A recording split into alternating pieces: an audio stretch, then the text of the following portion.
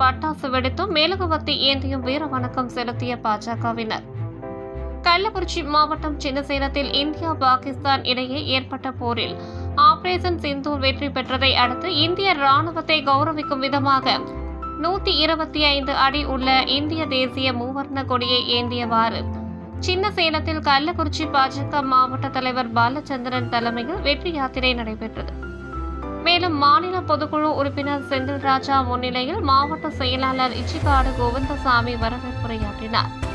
இந்த வெற்றி யாத்திரையானது சின்னசேலம் ஊராட்சி ஒன்றிய அலுவலகத்தில் தொடங்கி புதிய பேருந்து நிலையம் வரை நடைபெற்றது. அப்போது இந்திய ராணுவத்தை வாழ்த்தி கோஷங்கள் முழங்கப்பட்டது. பின்னர் புதிய பேருந்து நிலையத்தில் பட்டாசு வெடித்து மெழுகுவர்த்தி ஏந்தி வெற்றி பெற்ற இந்திய ராணுவத்தினருக்கு வீர வணக்கம் செலுத்தப்பட்டது.